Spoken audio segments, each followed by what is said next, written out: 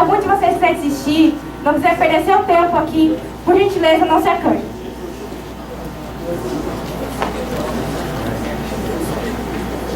Termos de advertência aos jurados.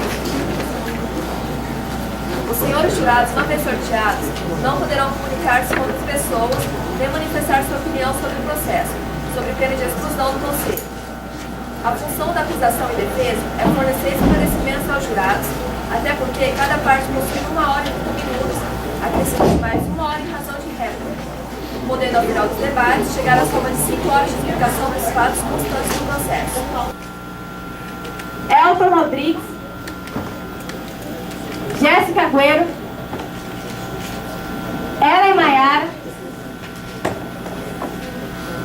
Daniele Fernandes, Lucas Santos Carbonaro, Tainara Santos e Paulo Henrique. Vamos agora fazer a solução do jurado. Lembrando, promotoria e defensoria, as senhoras podem recusar cada qual emotivamente a cada 3 jurados. Tudo bem?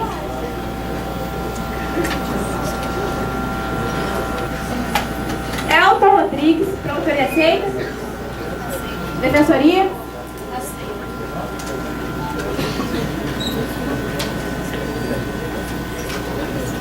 Brenda Alexia, promotoria? Defensoria? Bom, creio que está tudo certo e prosseguindo. Peço que todos os participantes do júri se levantem para que assim eu possa fazer o juramento. A chamada, cada um dos seus jurados deverá levantar, estender a mão direita e dizer assim o prometo.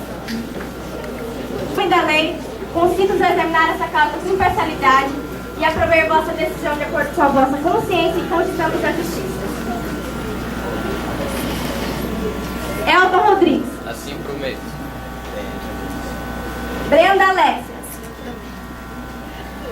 Tainara Kovac. Tainara Kovac. Declaro aberto esse júri tributário.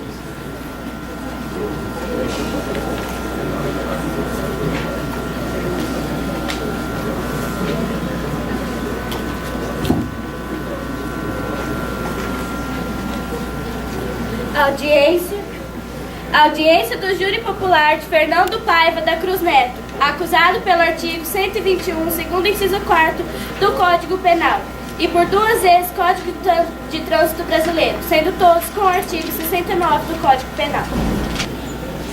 Gostaria de chamar o réu Fernando Paiva da Cruz Neto para sentar-se aqui no banco.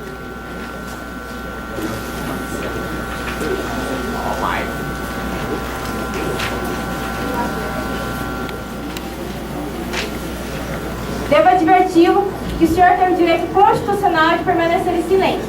Mas lembrando, essa é a única oportunidade que o senhor tem de dar a sua versão sobre os fatos. O senhor gostaria de responder esse relatório? Se a qualquer momento tem alguma pergunta, o senhor não quiser respondê-lo e avisar que eu vou passar para a próxima, tudo bem? Nome inteiro. Nome do pai. Nome da mãe. O que o senhor estava fazendo na noite de 15 de maio de 2010? Com quem o senhor estava no carro? Nesse dia, o senhor colidiu com uma moto Honda prata? A que horas chegou em Teremos? Que horas acabou a festa? O senhor conhece Reinaldo Vieira? O senhor ingeriu alguma bebida alcoólica nesse evento? Quero agradecer a presença da meritíssima juíza Thalita Mendes Cavalcante, que é conhecida por sua competência e sempre sua competência para com este juiz do tribunal e que sempre cuida dos casos da melhor maneira, por sua competência e imparcialidade. Tenho certeza que dessa vez não será diferente. Estava dirigindo um veículo da marca Renault e invadiu a pista contrária na rodovia BR-262, colidindo frontalmente com Márcio da Silva Ferreira Júnior, e Maria de Fátima Souza Alcântara, e causando-lhes a morte, segundo consta nos laudos necroscópicos. Márcio morreu com hemorragia interna na região torácica e Maria de Fátima com hemorragia interna na região frontal e temporal e com uma fratura na perna direita. Bem, segundo o depoimento de Fernando, ele estava atrás de um caminhão e estava com os faróis ligados, pois já era noite. E ao tentar fazer a ultrapassagem, colidiu com a moto que vinha em alta velocidade e com as luzes apagadas. Fernando confessou estar dirigindo o veículo do acidente. Já segundo o depoimento do motorista do caminhão que trafegava à frente do carro de Fernando, ele disse que Fernando estava visivelmente alcoolizado, pois Fernando vinha fazendo um movimento de zigue-zague na pista a mais ou menos 1 quilômetro, colocando em risco, além de sua vida, mas também a de qualquer um que porventura se colocasse em seu caminho. O motorista do caminhão também disse que viu a moto. Ela estava parecendo ser bem cautelosa, provavelmente pelo horário, pois se estivesse em alta velocidade, quem teria causado o acidente teria sido o motorista do caminhão, não Fernando. Portanto, em uma breve interpretação desses trechos de depoimentos lidos, nós podemos ver duas coisas que ficaram bem claras. Primeiro, Márcio estava sendo bem cauteloso e Fernando estava visivelmente alterado. Então, aqui eu tenho as provas, as cópias das provas que estão no processo. Eu vou ler, eu peço para que os senhores acompanhem. Eu peço para que os senhores acompanhem comigo a conclusão do laudo pericial e logo depois as fotos que vão ser mostradas do acidente. Face aos exames realizados e interpretados, infere o perito relator que a causa determinante do acidente em questão deveu-se ao brusco desvio direcional à esquerda do veículo auto-passeio Renault Logan, conduzido por Fernando, que invadiu a pista de rolamento oposta que trafegava, vindo a obstar a passagem retilínea e prioritária do veículo Moto Honda, conduzido por Márcio e Maria de Fátima. Esta é uma foto da moto, já caída no chão na rodovia. Como vocês podem perceber, os corpos não estão perto porque eles foram arremessados pelo impacto. Outra foto da moto. Esta é Maria de Fátima. Como os senhores podem perceber, foi uma hemorragia interna, então não ocorreu entre partes muitos danos, mas essa é Maria de Fátima. Uma foto mais de perto, do rosto. Este é Márcio da Silva, ele que ficou um pouco mais prejudicado, vamos dizer assim. Outra foto. E aí são as fotos, né, já com o pano. Enfim. Com isso, em base de todas essas provas mostradas aos senhores, é muito fácil provar que Fernando estava sim embriagado. Para ser mais exatos, em algumas das provas que foram entregues aos senhores, também tem um exame de sangue que prova que Fernando estava 5 vezes a mais, estava com 5 vezes a mais de álcool em seu sangue. Também estava em alta velocidade e com a CNH suspensa há mais ou menos 1 semana. Para finalizar, como o meu tempo já está acabando, eu só quero compartilhar com os senhores uma frase que eu aprendi no meu tempo de faculdade. Todo indivíduo tem o direito de gozar e desfrutar da vida, desfrutar de sua vida, incumbindo ao Estado o dever de protegê-la, sendo ela de importantíssima relevância, a ponto de tratar-se de uns direitos indisponíveis do homem. Então, em nome dos falecidos, Márcio e Maria de Fátima, eu peço para que os senhores avaliem com bastante atenção este caso, porque eu sei que a decisão certa será tomada. Eu sei que o dever do Estado, que é necessário para cada pessoa, será tomado. Eu peço também que pensem na família desses 2 jovens, pois a família de Fernando ainda tem eles. Por mais que ele seja preso ou não, seja condenado ou não, eles ainda poderão visitar, eles ainda poderão ver seus filhos. O que resta à família de Márcio e Maria de Fátima é apenas a lápide, é apenas lembranças, fotos e recordações. Obrigada. Dada a palavra à defensoria. Primeiramente, quero agradecer a presença da excelentíssima juíza Thalita Mendes, que mais uma vez vem a este plenário julgar os fatos ocorridos de Código de Vossa Excelência foi conhecida pela sede de justiça e pela boa índole. Quero agradecer também a presença de minha colega comunhã Mariana Bertolucci e a minha assessora Deise Natalina. Jurados, vou relembrar aqui apenas um resumo dos fatos. Na noite do dia 15 de maio de 2010, meu cliente Fernando Paiva da Cruz Neto trafegava pela rodovia BR-262 em um Renault Logan, quando ao tentar fazer uma correta ultrapassagem, como instituem as leis de trânsito, colidiu com uma moto Honda azul. Meu cliente tem completa consciência dos fatos que proferiram essa ultrapassagem mal sucedida. Porém, O artigo 244, 4º do Código Penal de Trânsito Brasileiro, prevê como infração de natureza gravíssima conduzir motocicleta, motoneta ou ciclomotor com os faróis apagados.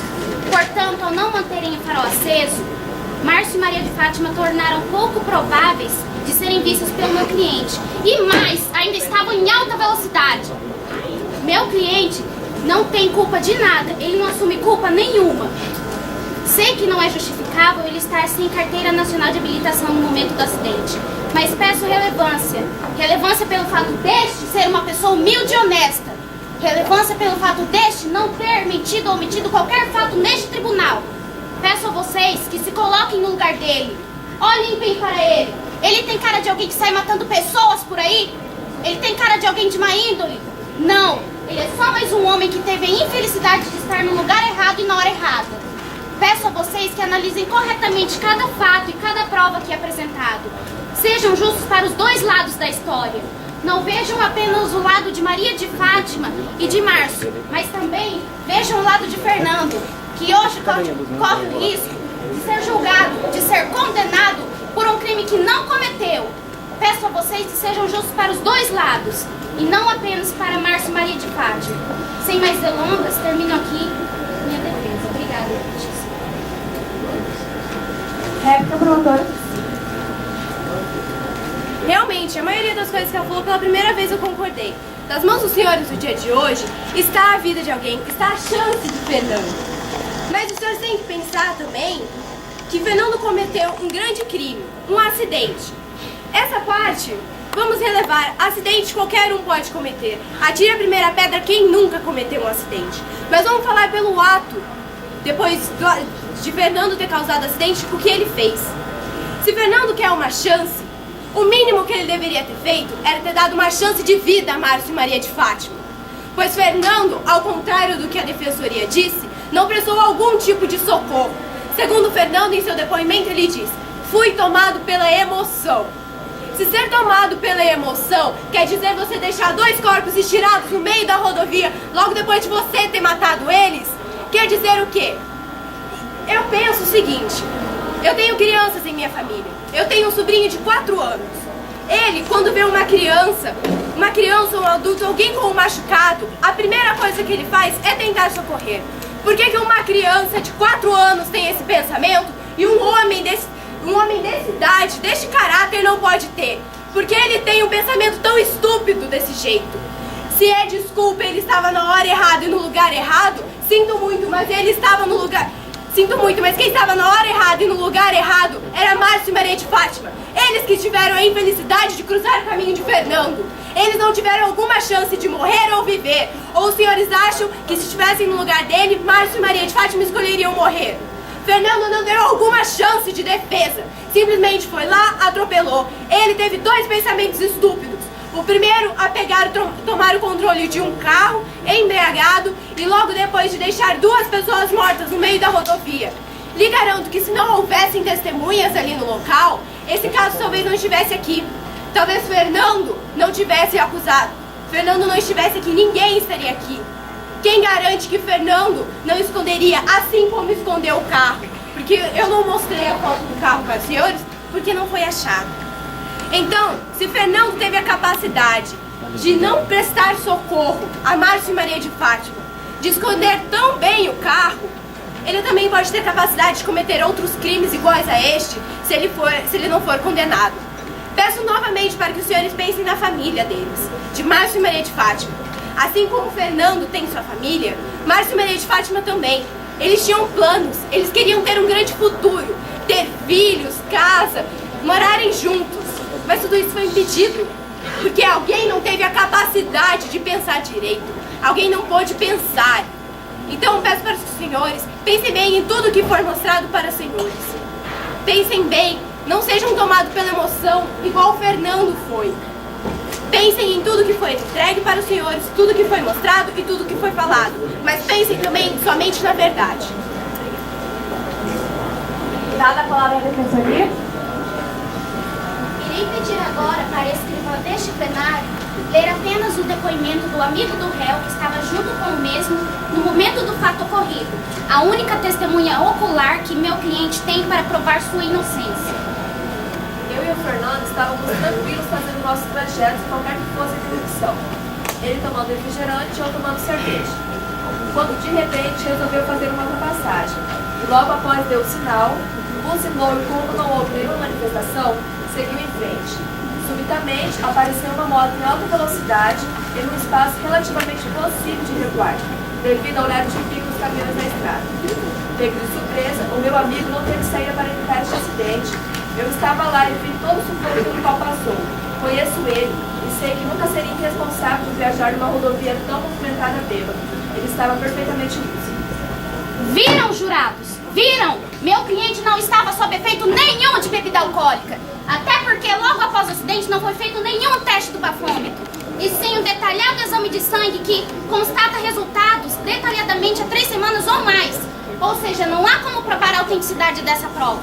Não há como provar que meu cliente estava embriagado no momento do acidente. A única pessoa que estava junto com ele dentro do carro deu seu depoimento e disse a verdade. Fernando é inocente.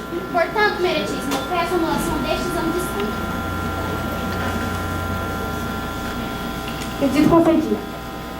Há também o depoimento de uma outra testemunha que estava transitando pelo mesmo local no momento do fato ocorrido, Claudineia Briggs.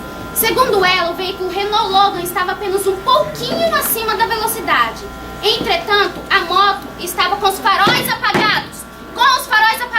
E mais, ainda estava em alta velocidade. Vocês sabem o que é isso? Vocês ainda têm dúvida de quem tem a culpa nessa história? Vocês sabem? Não foi Fernando. Não se deixe levar por um discurso racional. Se deixe levar por suas emoções. Afinal, meu cliente também é humano. Também erra e príncipe, meu cliente não é indiferente. Ele também tem o direito de gozar e desfrutar de sua vida. Ele também tem o direito de possuir o livre-arbítrio para fazer bem dela o que quiser. Por isso ele estava naquela festa inteirando, se divertindo. Como ele ia adivinhar que tinha uma moto ali? Uma coisa tão pequena com os faróis apagados. Como? Ele não é indiferente de ninguém. Ele não tinha uma bola de cristal para adivinhar que Márcio e Maria de Fátima estariam ali. Quem estava com os faróis apagados eram eles. Meu cliente deu sinal, buzinou e foi fazer a ultrapassagem. Como não houve nenhuma intervenção, é claro, ele foi fazer a sua ultrapassagem. Imaginem se vocês dentro de um carro entre 2 caminhões. O que qualquer pessoa faria para continuar seu trajeto? Uma ultrapassagem, é claro. Fernando fez sua ultrapassagem. A culpa não é dele se a moto estava com os faróis apagados em alta velocidade. Pensem, sejam justos para os 2 lados da história.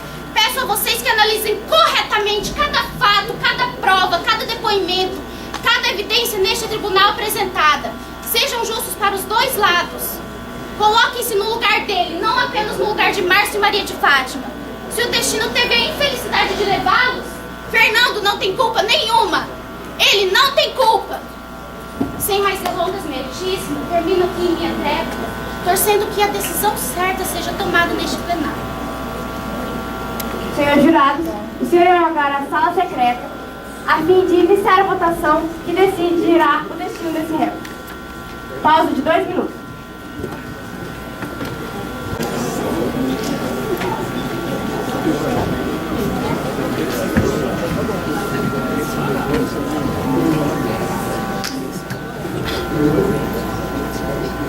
Peço que todos se levantem para que assim ouçam o resultado.